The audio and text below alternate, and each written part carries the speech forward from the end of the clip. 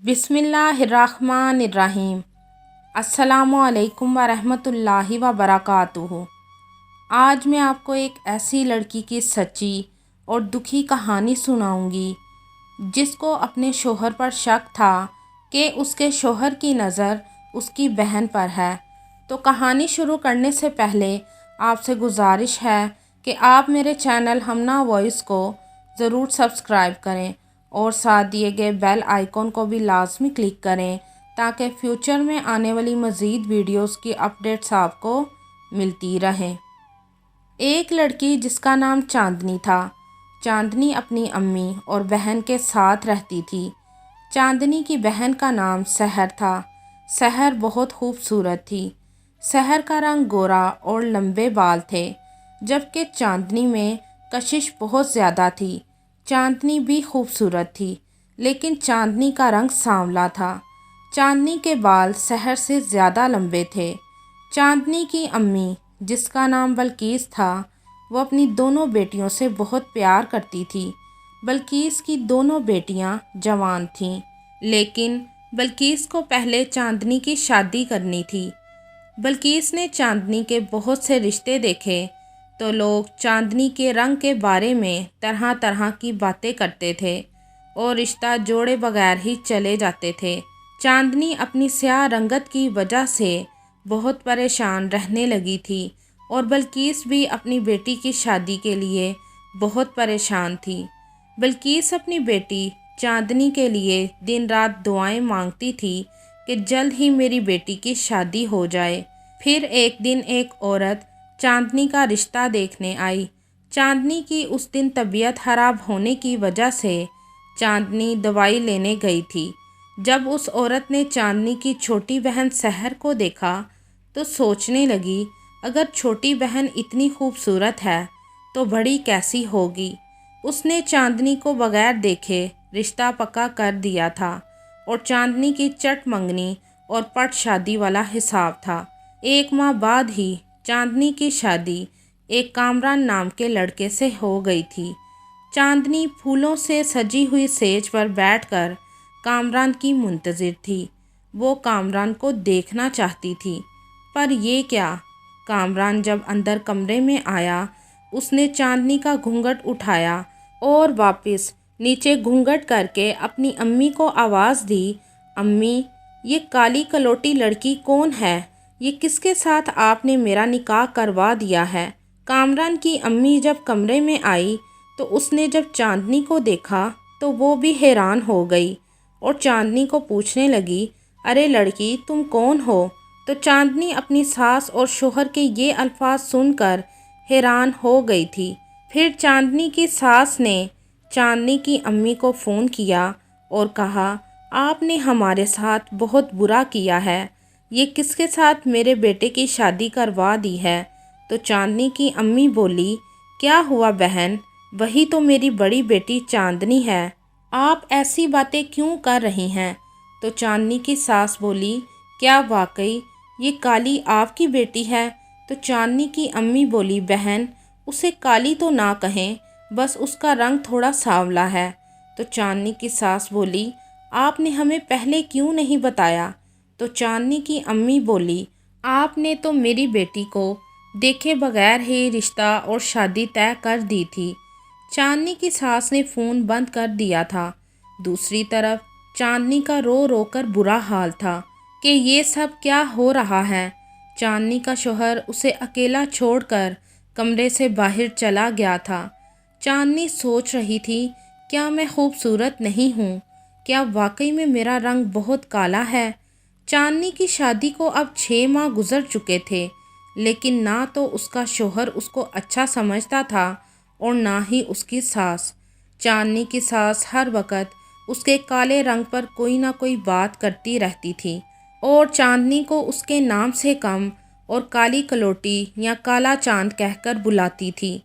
जब से चांदनी की शादी हुई थी, उसने एक दिन भी अपने ससुराल में सुख का ना गुजारा था। चांदनी का इस घर में ना तो कोई ख्याल रखने वाला था और ना ही उससे कोई प्यार करने वाला था। जब से चांदनी की शादी हुई थी, तब से लेकर आज तक चांदनी के शौहर ने उसके पास बैठना तो दूर, कभी उससे प्यार से बात भी ना की थी। फिर एक दिन चांदनी की बहन सहर चांदनी के घर आ गई और बोली, चांदनी बाजी, मेरा सेंटर आपके घर के पास वाले कॉलेज में बना है। जब पेपर ख़त्म हो जाएंगे तो मैं घर चली जाऊंगी। चांदनी ने जब अपनी बहन को देखा तो बहुत खुश हुई कि चलो अच्छा है, कुछ दिन मेरी बहन के साथ दिल लगा रहेगा। लेकिन चांदनी ये ना जानती थी कि वो बहुत बुरी मुसीबत में फंसने वाली है। चांदनी की बहन सहर को जब कामरान ने देखा तो वो बहुत खुश हुआ। कामरान हर रोज़ सहर को कॉलेज छोड़ता और घर लेकर वापस आता था। कामरान और सहर की अच्छी खासी बन गई थी। हर रोज़ घर आती दफ़ा कामरान उसको कुछ ना कुछ ज़रूर लेकर देता था। चांदनी बहुत खुश थी, चलो मेरी बहन को तो कामरान इज़्ज़त दे रहा है। पर चांदनी ये ना जानती थी कि कामरान ये सब क्यों कर रहा है। एक दिन कॉलेज से वापसी पर सहर ने कामरान को कहा कि मुझे आइसक्रीम खानी है और एक चांदनी भाजी के लिए भी ले लेना। तो कामरान बोला, चांदनी के लिए रहने दो, उसकी तबीयत ठीक नहीं है। सहर जब घर आई तो चांदनी को बोली, बाजी क्या हुआ आपको? तो चांदनी बोली, कुछ भी तो नहीं। तो सहर बोली, बाजी झूठ ना बोलें, मैंने जब कामरान भाई को आपके लिए आइसक्रीम लेने के लिए कहा तो वो बोले आपकी तबीयत ठीक नहीं है। चांदनी को सहर की ये बात सुनकर बहुत दुख हुआ।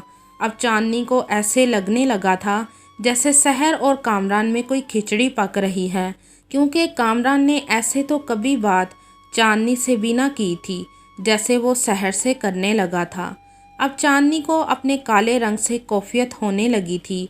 वो नई नई क्रीमें ला कर लगाने लगी थी, पर उसके रंग में कोई फ़र्क नहीं पड़ रहा था। चांदनी अपने काले रंग को लेकर डिप्रेशन का शिकार होती जा रही थी। वो ये सोचती थी कि अगर मेरा रंग सफ़ेद हो जाएगा तो शायद कामरान मुझसे प्यार करने लगेगा। चांदनी एक दिन तो किसी स्किन स्पेशलिस्ट के पास भी चली गई थी, लेकिन कोई फ़ायदा ना हुआ था। चांदनी अब अक्सर सहर और कामरान को कभी खाने पर तो कभी कमरे में इकट्ठे बैठे देखती तो चांदनी को बहुत गुस्सा आता था। फिर एक दिन चांदनी ने सहर को कहा, सहर तुम हद में रहो, वो तुम्हारा बहनोई है। तो सहर बोली, हाँ बाजी, मुझे पता है कि वो मेरा बहनोई है। तो चांदनी बोली, इतनी मासूम मत बनो, मैं सब जानती हूँ जो तुम्हारे और कामरान के दरमियान हो रहा है। तो सहर बोली, बाजी ये आप क्या कह रही हैं? आप मेरे बारे में ऐसा सोचेंगी, मैंने कभी सोचा भी ना था। तो चांदनी बोली, खामोश रहो, तुम्हारे पेपर हो जाएं तो यहाँ रुकने की ज़रूरत नहीं, तुम उसी दिन घर वापस चली जाना। सहर समझ चुकी थी कि चांदनी ऐसे क्यों बोल रही है, क्योंकि वो भी कामरान की एक दो हरकतों को बर्दाश्त कर चुकी थी और वो ये भी नहीं चाहती थी कि उसकी बहन का घर खराब हो। फिर उसने बड़े प्यार से चांदनी को कहा, चांदनी बाजी, जैसा आप सोच रही हैं वैसा बिल्कुल नहीं है। मैं किसी और लड़के से प्यार करती हूँ और उसके बारे में मैंने घर में भी बात कर ली है। तो चांदनी बोली, क्या वाकई? तो सहर बोली, जी बाजी, ये सच है। और बाजी, मैं महसूस कर सकती हूँ कि आप अपने ससुराल में कैसा वक्त गुजार रही हैं। सहर इम्तिहानात ख़त्म होने के बाद घर जा चुकी थी। फिर एक दिन कामरान का एक्सीडेंट हो गया और इस एक्सीडेंट में कामरान की एक टांग टूट गई थी।